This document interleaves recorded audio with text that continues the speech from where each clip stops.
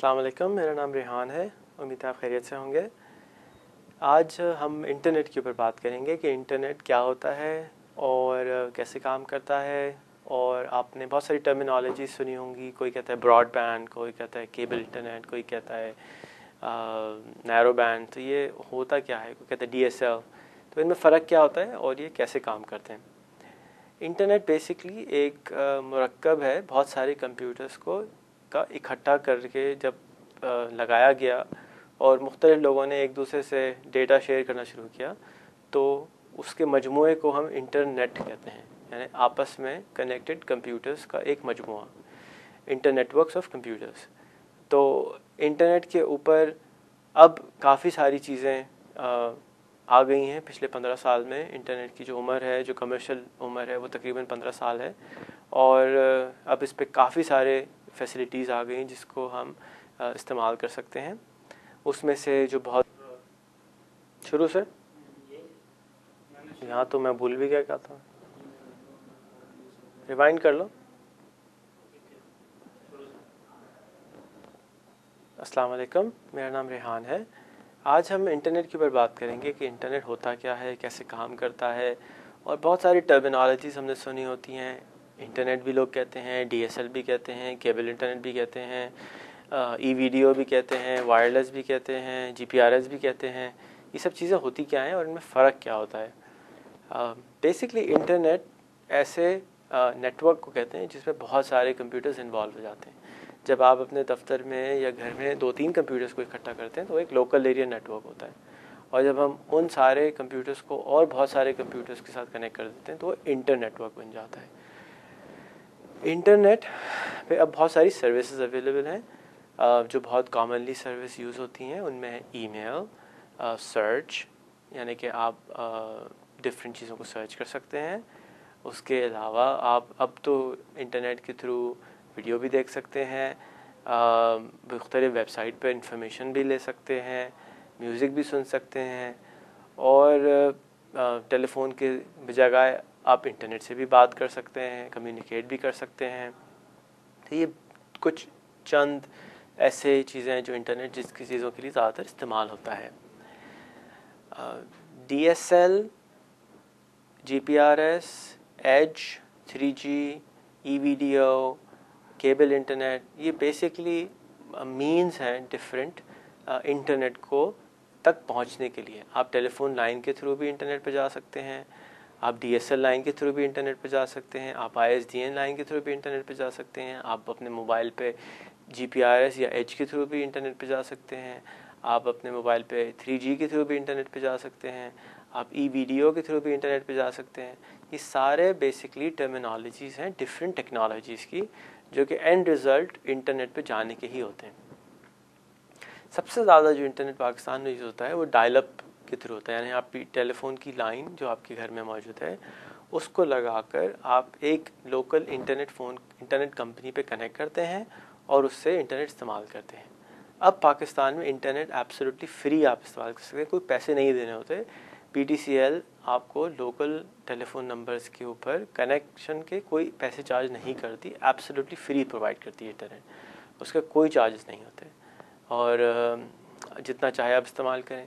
जहन में रखें कि आज से 15 साल पहले 250 रुपये घंटा चार्ज होता था इंटरनेट। तो आज इंटरनेट फ्री हो गया है। आपको चाहिए कि उसको इस्तेमाल डेफिनेटली करें, उसको एक्सप्लोर करें कि आप उससे अपने बिज़नेस के अंदर या अपनी एजुकेशन के अंदर या अपने पर्सनालिटी के अंदर उसके ज़रिए क्या फ़ायदे उठा सकते हैं।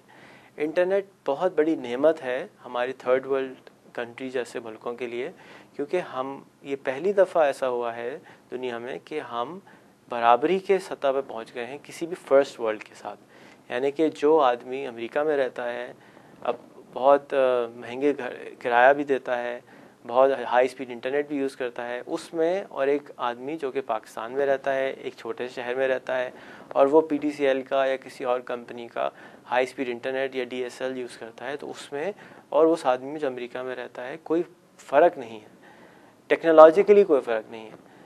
तो अब अपॉर्चुनिटी पैदा हुई इस चीज़ से कि भाई आप वही जॉब कर सकते हैं जो कि आदमी अमेरिका में रहता है, वही जॉब आप पाकिस्तान में बैठ के भी कर सकते हैं। इसकी वजह से बहुत सारे लोग वापस रिवर्स माइग्रेशन हुआ है पाकिस्तान में। बहुत सारे लोग मुझ समेत पाकिस्तान वापस आए हैं जो कि अमेरिका में रहना पसंद नहीं करते अपनी वालिदैन की वजह से, अपने कल्चर की वजह से, अपनी फैमिली की वजह से, और वो यहाँ रहकर, पाकिस्तान में रहकर अपने कारोबार को उसी तरीके से कर सकते हैं जिस तरीके से वो अमेरिका में रहते हुए या इंग्लैंड में रहते हुए करते थे। उसके अलावा इसकी वजह से बहुत सारी जॉब अपॉर्चुनिटीज़ पैदा हुई हैं। जॉब अपॉर्चुनिटीज़ कैसे पैदा हुई हैं कि आप एक पर्सनल असिस्टेंट की जॉब कर सकते हैं एक आदमी के लिए जो कि इंग्लैंड में रहता है। इंग्लैंड के अंदर पर्सनल असिस्टेंट की सैलरी होती है 2000 पाउंड। 2000 पाउंड 2.5 लाख रुपए महीना बनते हैं। वही जॉब अगर आप पाकिस्तान में रहते हुए करते हैं तो पाकिस्तान के अंदर अगर आप वो जॉब करते हैं तो आपको मुश्किल से 10 से 15 हज़ार रुपये मिलेंगे। लेकिन आप पर्सनल असिस्टेंट की जॉब अगर किसी के लिए इंग्लैंड के आदमी के लिए करेंगे तो वो आपको खुशी खुशी 400-500 पाउंड देगा, और 400-500 पाउंड आपके लिए 75,000 रुपये महीना बन जाएंगे। तो आप अपनी लाइफ को इम्प्रूव करने के लिए भी इंटरनेट का इस्तेमाल कर सकते हैं। इन जॉब को कैसे सर्च कर सकते हैं वो हम दोबारा डिस्कस करेंगे, लेकिन सबसे इंटरनेट के ऊपर जो सबसे अच्छा आपका दोस्त है वो है 2 वेबसाइट जो मैं ज़्यादा आपको रेकमेंड करूँगा, एक गूगल और एक याहू। दोनों की वेबसाइट है, एक google.com, दूसरा है yahoo.com। आपके जहन में कोई सवाल है, मिसाल के तौर पे मैं अमेरिका में कैसे जॉब कर सकता हूँ, या मैं पाकिस्तान में कैसे जॉब अच्छी कर सकता हूँ, या मैं यूके में जॉब कैसे कर सकता हूँ, आप इस सवाल को अंग्रेज़ी में ट्रांसलेट करें, how can I find a job in the UK, how can I find a job in the US. Simple लिखें, एंटर दबाएं, आपके सामने बेशुमार वेबसाइट्स आएंगी जिसके ज़रिए आप ऐसी जॉब्स तलाश कर सकते हैं जो कि आप पाकिस्तान में रहते हुए बाहर मुल्क की कर रहे होते हैं। सैलरी आपको बाहर से आती है, तो आप मुल्क के लिए एक्सपोर्ट भी करते हैं, अपने ज़िंदगी के अंदर अपनी लाइफ को भी इम्प्रूव करते हैं, और जो आपके सराउंडिंग के लोग हैं उनको भी फ़ायदा होता है, क्योंकि जब आप एक हायर सैलरी कमाते हैं तो आपके सराउंडिंग को ऑटोमेटिकली इसका इम्पैक्ट होता है, इफ़ेक्ट होता है, और आपके मुल्क को भी फ़ायदा होगा। तो ये कुछ फ़वाइद हैं इंटरनेट को हासिल करने के लिए।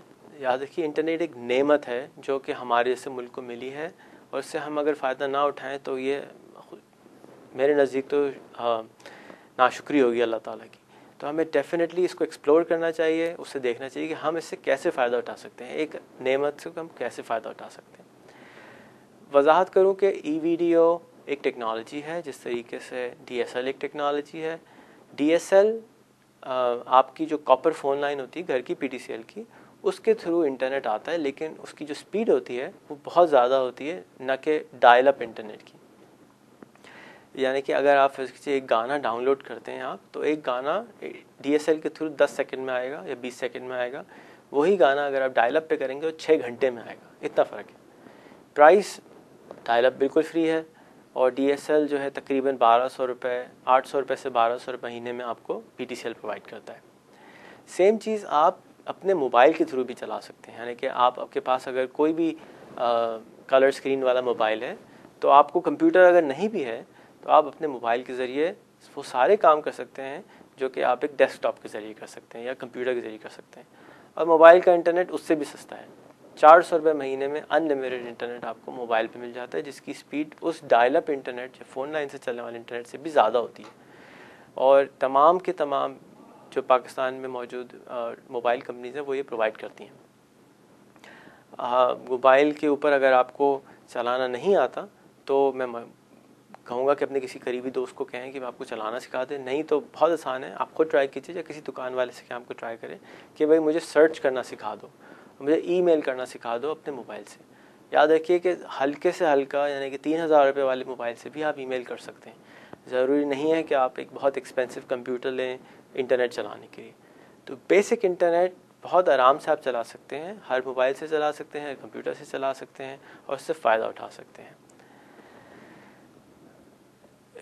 केबल इंटरनेट और DSL में क्या फ़र्क है? केबल इंटरनेट के लिए एक अलहदा तार डलती है, जिस तरह केबल टीवी आपके घर पे आता है, उसी तरीके से आप केबल इंटरनेट के ज़रिए केबल टीवी वाली वायर के ज़रिए एक ISP या इंटरनेट सर्विस प्रोवाइडर आपको इंटरनेट प्रोवाइड कर देता है।